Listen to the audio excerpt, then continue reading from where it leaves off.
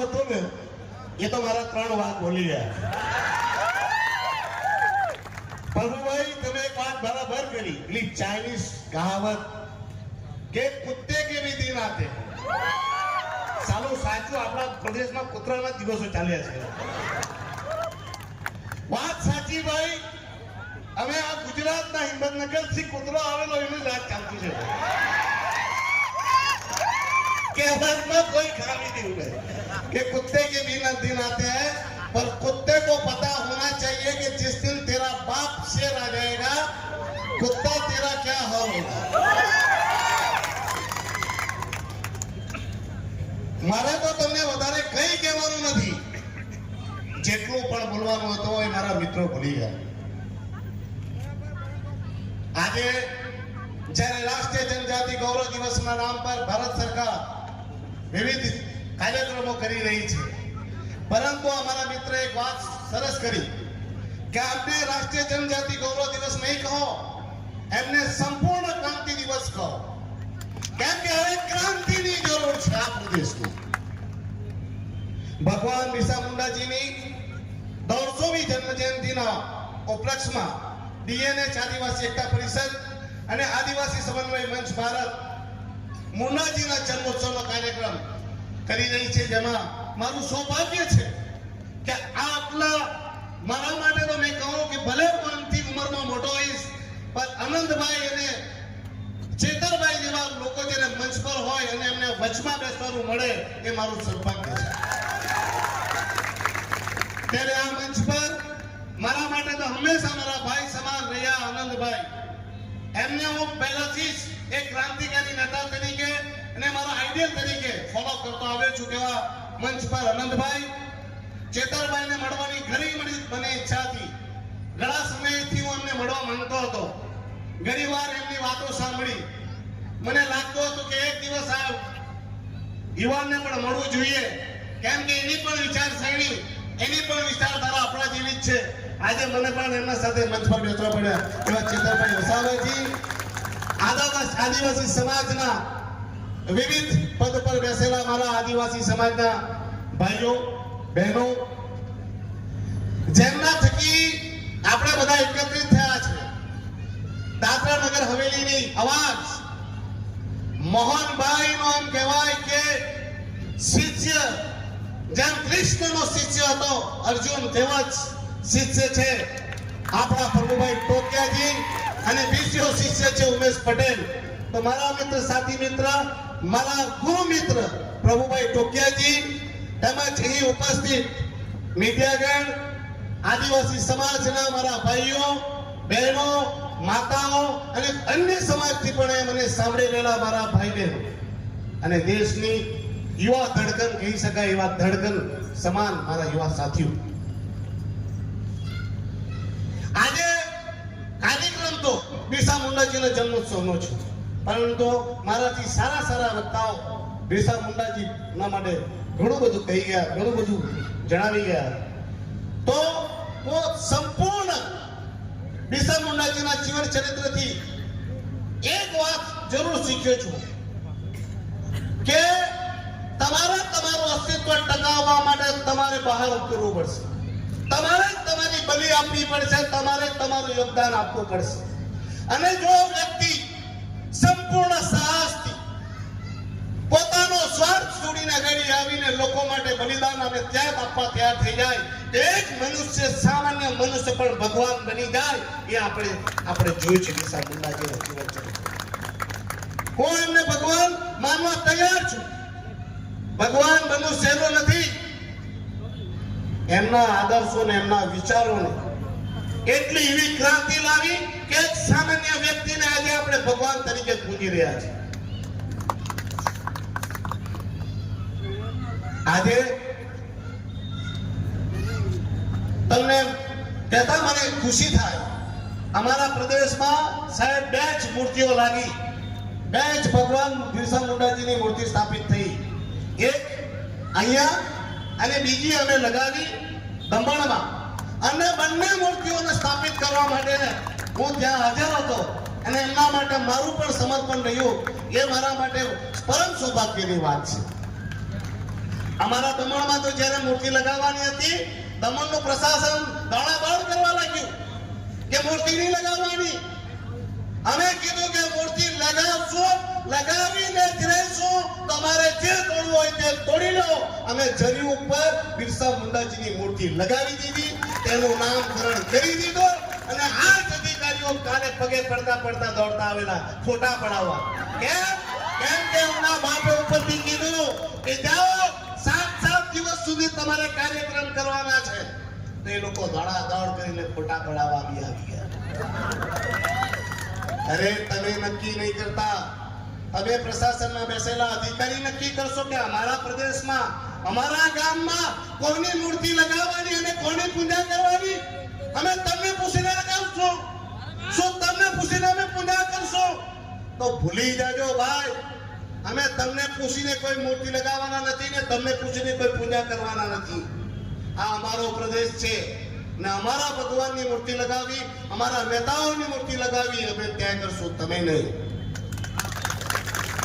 હું એક ચોક્કસપણે કહું કે પરિસ્થિતિઓ બદલાઈ હશે, સમય બદલાયો હશે, પણ આજે પણ આપણા લોકો સાથે અત્યાચાર અને અન્યાય તો થઈ રહ્યો છે. આપણા ઉપર જુલમ તો થઈ જ રહ્યો છે. પહેલા ગોરા કરતા હતા ને હવે ભૂલા કરી રહ્યા છે. એટલે કહીએ કે બિરસાજી લડ્યા હતા, ગોરો से हम लड़ रहे हैं, प्रशासन में बैठे चोरों से.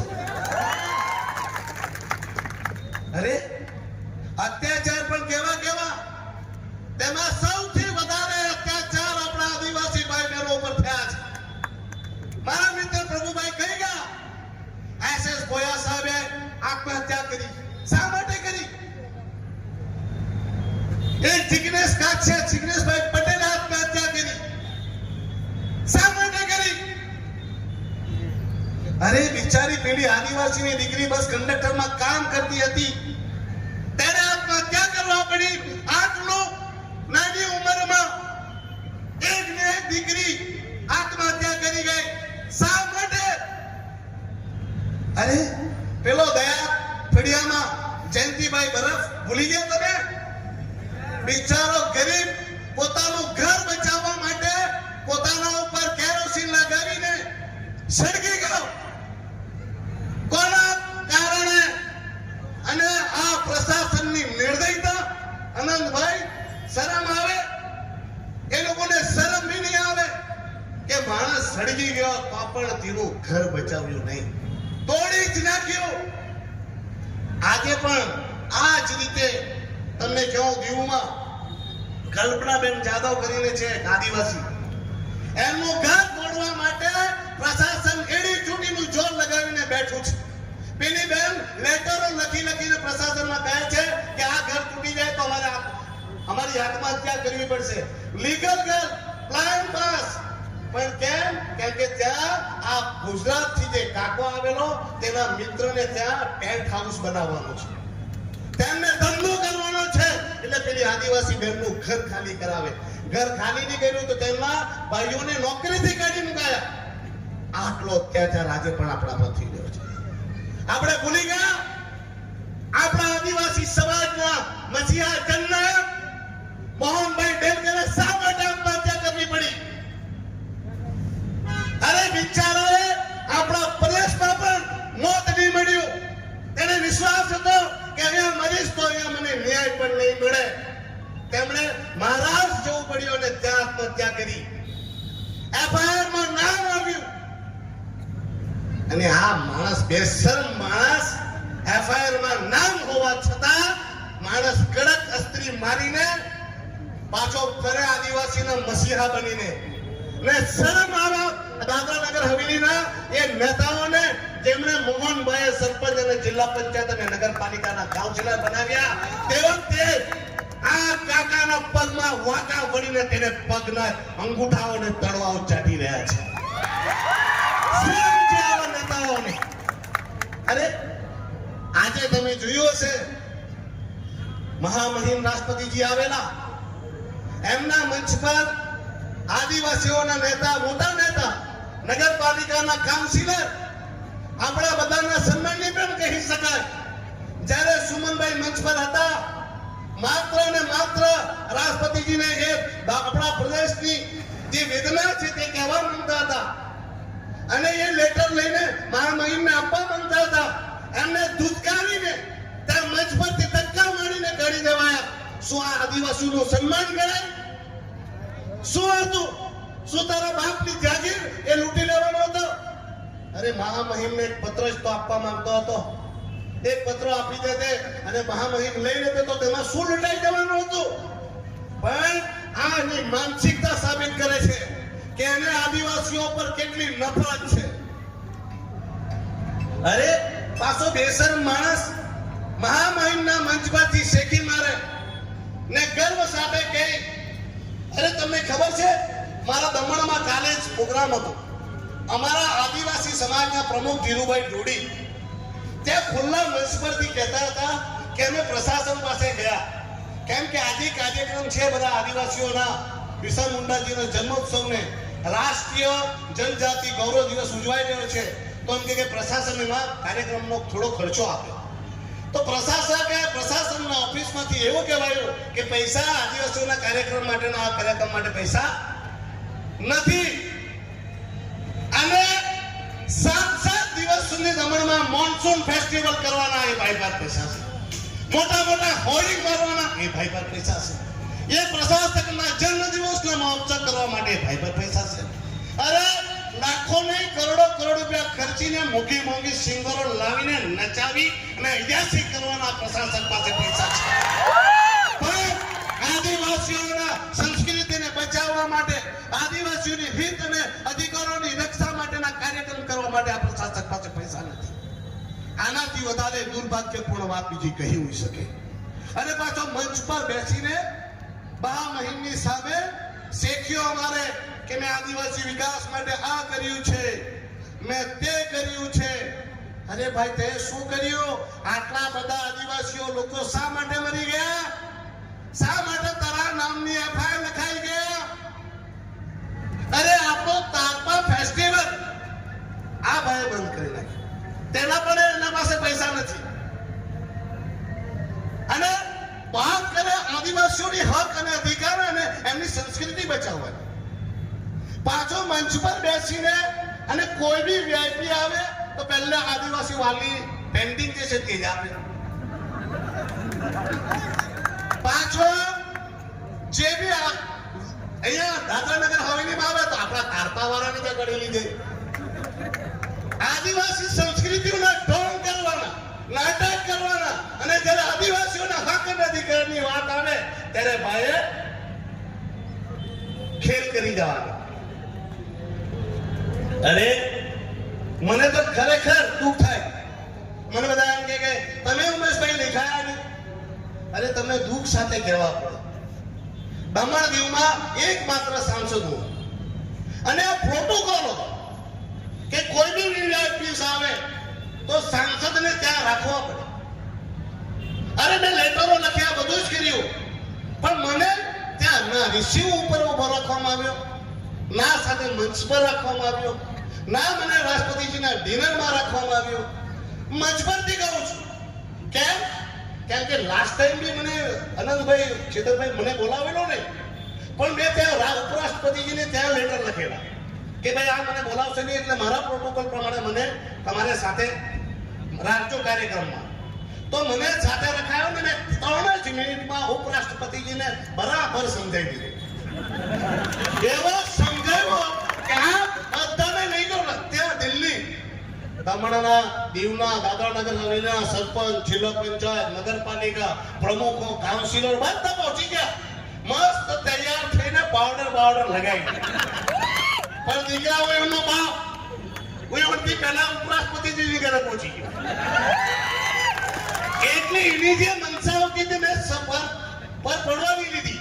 એટલે આ વખતે એને શું કહ્યું કે આ વખતે એને મારું નામ જ કાપી નાખ્યું. દીકરા તો એક આપશે પણ તારો બાપ તો દિલ્હી જાય. તો અહીંયા કાકા જેટલા ધૂમ ધડાકા કરવાના હોય તેટલા કરી લેજે, પણ તારો બાપ તો પાર્લામેન્ટમાં બી બોલશે અને રાષ્ટ્રપતિજીના ઘરે બી જશે. તારી તમામ ખોટ ભરીને આવશે. ને મેં બી મારા જે વિશેષ અધિકાર હનન છે તેમાં કેસ કરી દીધા. એટલે એમને એમ થતું કે હું લાલુભાઈ છે કે પગે પડું, એ તો પગે નહીં પડા. પાછો ઉપરથી મંચ પરથી શીખી મારે કે આ દમણદીવ ને દાદરા નગર હવેલીમાં અમે એમ કે આટલું રિઝલ્ટ સારું કર્યું. અરે શિક્ષકોની હાલત ખરાબ કરી નાખી. શિક્ષકોને કેટલા શિક્ષકોને કાઢી મૂક્યા. શિક્ષકોનો સમય સવારથી લઈને સાંજ સુધી કરી નાખ્યો. વેકેશનો કાપી નાખ્યા. શિક્ષકોનો પગાર કાપી નાખ્યો. શિક્ષકોને ડબલ ડ્યુટી કરાવે અને પાછો તાલીમ હરાવે કે અમે શિક્ષકોના બદલાથી એમ કે રિઝલ્ટ સારું લાવ્યું. તું કેટલો ભણેલો ભાઈને પૂછો નહીં. હે એ તો ઉપર ભાઈ મોદીજી ને અમિતભાઈ છે તેની માયાથી તું દીકરા પ્રશાસક બનેલો. બાકી તુને તો અમારા પટ્ટાવાળો નહીં બનાવે. સમજી ગયા? એ પ્રશાસક પ્રફુલ્લ પટેલ, તું કાન ખોલીને સાંભળી લે. આ જો તે પદ પર બેઠો છે એ ખાલી ને ખાલી તારી કોઈ મહેનત નથી. આ તો મોદીજી અને અમિતભાઈની મહેરબાની છે કે તું આ પદ પર બેઠો છે. બાકી દીકરા ચૂંટાઈને જોજે. આ બે વાઘ ચૂંટાયેલા છે, પૂછો ચૂંટાવાથી કેમ થાય. જે દાડે ચૂંટાશે તે દાડે ગર્વથી છાતી ફેલાવીને ફરજે. બાકી ભાઈ તારી હાલત તો પેલા કૂતરા જેવી છે. એવા ગાલીનો નીચે કૂતરો ચાલતો હતો. શું?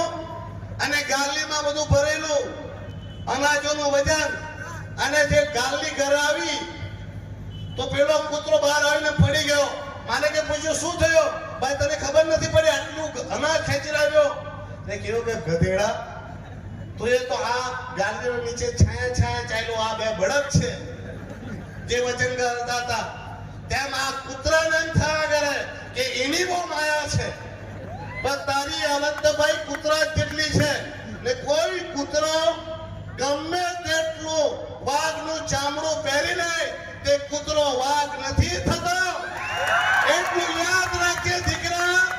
આ ઉમેશ પટેલ પણ છે તે એટલું તું યાદ રાખજે કે જે દિવસે દિલ્હીમાં જે બે કર્નલ જે લોકોએ તારા માથા પર હાથ મૂકેલો છે તે હાથ છટાઈ ગયો.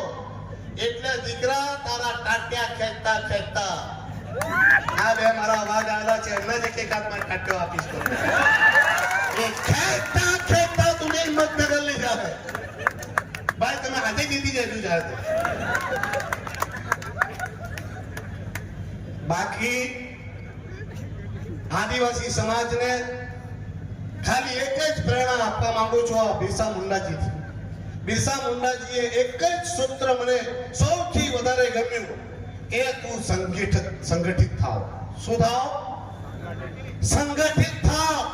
અને એમણે પણ આપણે બધાને સમાજને સંગઠિત કરી ને અંગ્રેજો સામે લડાઈ લડીને આપણે હક અને અધિકાર માટે એમણે પોતાની બલિ આપીને આજે ભગવાન બની ગયા. આપણે સમય છે કે આપણે તમામ આદિવાસીઓ એક થવાનું અને તમામ લોકોએ ભેગા થવાનું. મને ઘણા કહે છે કે ઉમેશભાઈ હજુ પ્રફુલ્લભાઈ ગયો નથી, પણ હું કહું છું કે હું તો લડાઈ લડી રહ્યો છું. પણ આપણા ચૂંટાયેલા સરપંચ, જિલ્લા પંચાયત, નગરપાલિકા અને કાઉન્સિલરો આના ખોળામાં બેસીને હું ત્યાં દિલ્હીમાં બોલું ને લખીને આપી આવે કે ભાઈ પ્રફુલ્લભાઈ તો બહુ સારું કામ કરે, આ તો બહુ અમને જરૂરી છે, તો સાંસદ ત્યાં ખોટો પડે.